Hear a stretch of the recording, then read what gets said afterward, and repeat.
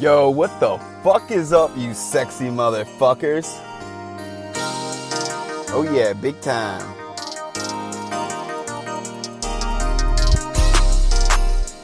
What's up?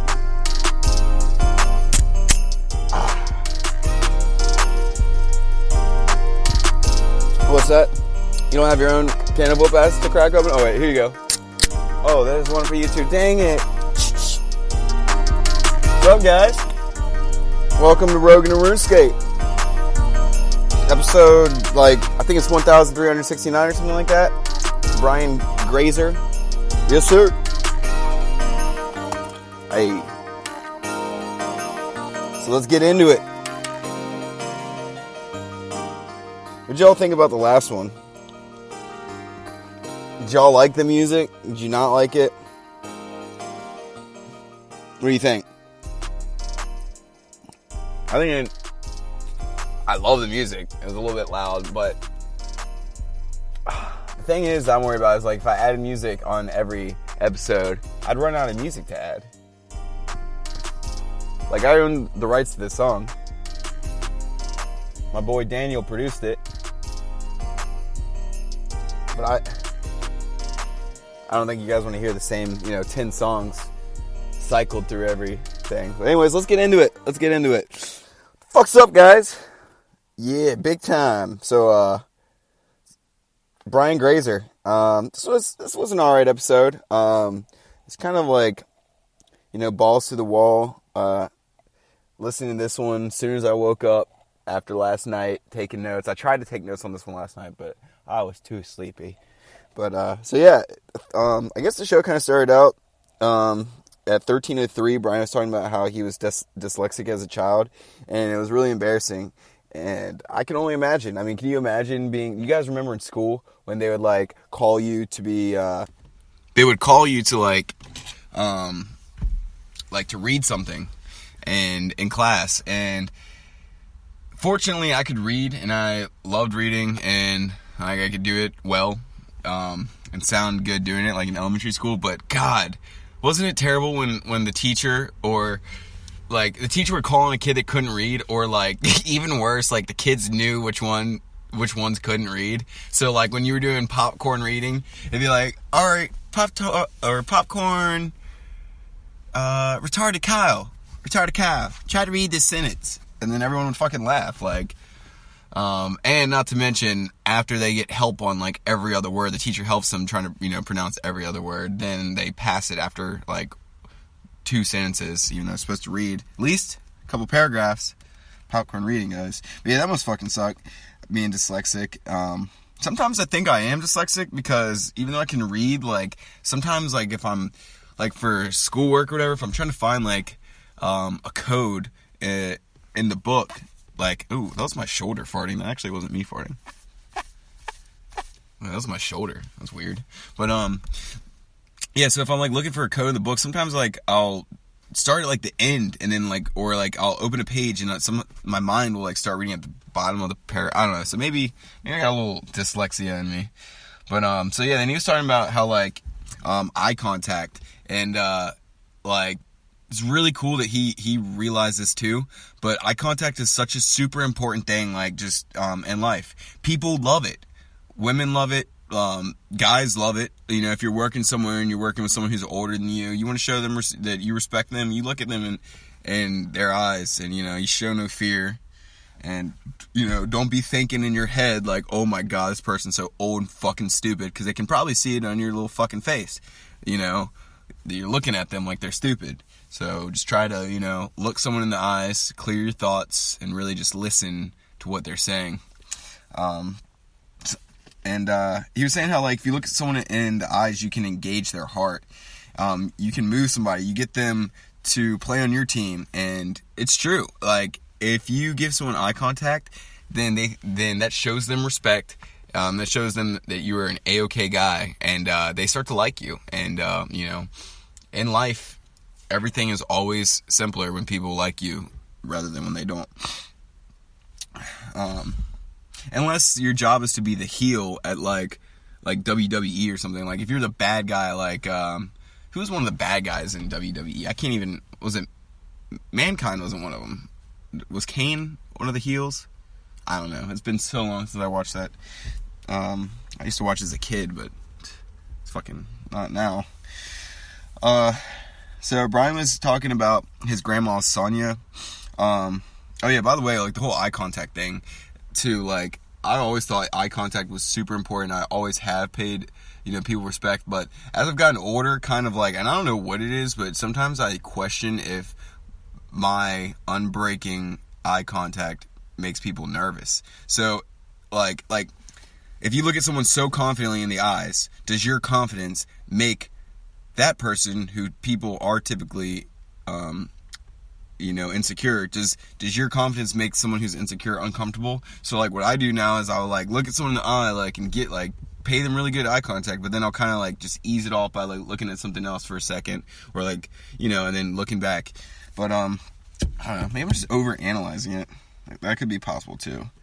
But so yeah, Brian was talking about Sonia, his grand. Oh yeah, I'm gonna take a little sippy poo.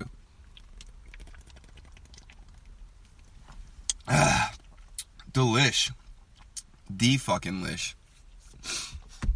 I guess in theory, every time I was to lower the contents of this can of whoop ass, I could theoretically pause it so you wouldn't hear it.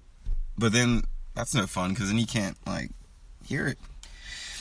But so yeah, Brian was talking about his grandma Sonia, and how she always used to tell him to like think big, be big, which is so cool because a lot of times people just get beaten down, like, they have big ideas and their parents shoot them down, or people shoot them down. Like, you tell someone, oh, you're about to start a podcast, or you tell someone, hey, I want to do a band, or this is my website idea, or I want to do this or that, or get into, this field that pays more than the field you and the other person are already in. They will doubt you, and they will like, you got to go for things, man. You really got to go for things, and you got to be careful, because doubt is one of the most dangerous things. Don't let other people doubt you, and don't let yourself doubt you. Like, I hate when I tell, someone something, or someone in my family, like, in the past, like, hey, I'm going to do this, and it's like, oh, well, I don't know. It's like, or like, okay, or like if you're really good at playing the drums, and you really could make that your career because you're really good at it, but there's doubt in your family's heart and minds, because doubt comes from worry, and the worry is that you're gonna be homeless, because they that's why they're like, oh, you need to quit this guitar shit and get a real job, do something with your life. It's like, because and of course you might be mediocre at the guitar, and you might not actually be able to, make it your career because of the mediocrity. But if you're really good at what you do, and that you're really good, and let me tell you something, guys. When you're really good at something, you don't need other people to tell you, because you already know. Like, it doesn't matter what other people say, because when you're really good at something, it's just there. You know what I mean? It's like if it was a cold day, it's cold. You don't need someone to tell you, hey, it's cold. So when you're really good at the drums, or you're really good at guitar, or whatever it is that you do, piano, or you don't need someone to tell you. Like, it doesn't matter what they think. Really, it doesn't matter if they think that you're good or bad, because you can feel it. So don't ever let when someone starts doubting you, and you start telling someone one of the goals that you want to do, don't buy into their doubt. And if they start doubting you, get away from the conversation, because it will be friends and family most of the time, half the time. At 23:09, Joe was saying, and don't doubt yourself, because that's self-sabotaging yourself. I can't stress this enough. Doubt is super dangerous. It is really devastating. It's self-destructive. If you doubt yourself, you will not achieve your dreams. So don't even for a second, like when your mind starts thinking about something like, oh, maybe I should, instead of trying to learn, computer programming, I should just go work on the farm like my dad's. No, don't ever for a fucking second buy into that doubt, okay? Because that shit will pull you down, bro, and you'll be at a worse position in life than if you would have never doubted yourself, because confidence is king. So, 2309, Joe says he's got more out of talking to people on the podcast than anything else, and it's helped him grow as a person and helped him with communication and how to talk to other people. Which, God, man, that is just so awesome. Like, being a fan of the podcast, of Joe Rogan's podcast since 2010, 2011, whatever, when it started streaming on Ustream, and they had the snowflake effects and stuff like that back at Joe's old house and stuff like that with the couch. Like, not only was that just an epic time, because, like, oh my god, I used to love to fucking tune in. It was just so new and exciting when they were only at, like, episode, like, 20 or 50. Like, some of those early ones was, like, mind-blowing. It was revolutionary. It would be like if there was never movies ever, and the only thing there ever was, like, music, and then all of a sudden, this new platform called movies came out. That's what it was like when Rogan was really kicking off, because he had all these super, like, interesting and hilarious guests, like some of the earlier Duncan Trussell ones and stuff, like Joey Diaz. Oh my fucking god! Like, it was essentially the Wild Wild West. So that was a really great time, and I really kind of I admire the fact that.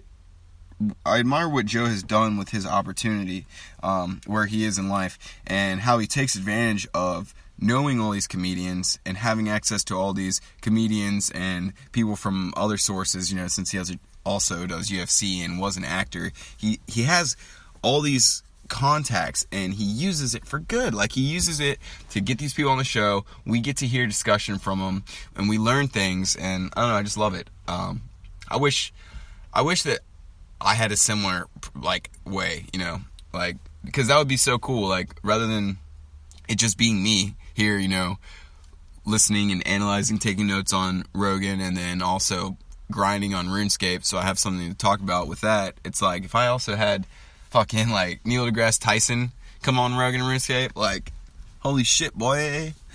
But, yeah, that'd be fun just to have different people come on, you know, but, so 2857, they're talking about Jay-Z. I used to love Jay-Z. They're talking about how, like, smart he is it's like a, I guess, an entrepreneur, like a businessman, I guess you could say. And I used to love Jay-Z back when, I think it was like 4th grade, 2004. I think I got the Black Album. I'm pretty sure I had to do a book or I had to do a report on JFK, and I just remember listening to the Black Album and typing the book report or the report on JFK and shit. Yeah, Jay-Z. And then he also has that line where he says, what is it? I used to dribble down in VA. Did you really, Jay-Z? Did you really used to fuck around here in VA? You wailing, bro. But 3159, Brian was saying that he's the type of person, he's always down for improvement. Like, if you have a suggestion on a better way that he could do something, he's going to listen to it, which is so important, because so many people are not like that. So many people are so bonded to their egos that they cannot listen to what they're doing wrong. If you're telling someone a better way to do something, or that they're doing something wrong, rather than admit it or rather than try, they just, you know, that anger or that irritation emotion flares up, and rather than accepting it and then suppressing it like meditation, you know, they get that irritation emotion flare up when someone's like, hey, you know, you could actually do this way. They just get that irritation and then they just go with it, rather than getting the irritation, calming it, and listening to what the person has to say, and just trying both ways, you know. So yeah, I mean, always be down to take advice, you know, from someone. But also be careful about taking advice from people who can't take advice themselves, or I guess criticism from someone who is such a fragile ego, like someone where you can't, like, make a joke to them because they'll get offended. I'd be careful about taking advice from that person, because if you can't laugh at yourself, then you can't laugh at anyone. You know what I mean? So, which is why I'm waiting for, like, all the hate mail and stuff to come my way, because so I can laugh at myself, because I'm gonna laugh at everyone. I'll tell you that right now. If you haven't figured that out yet from the previous episodes, I'll laugh at all groups. Okay? No one's safe. No one's fucking safe.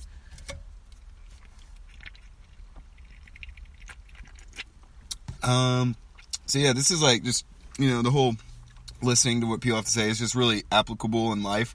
And also just like working as a man and, you know, as an electrician or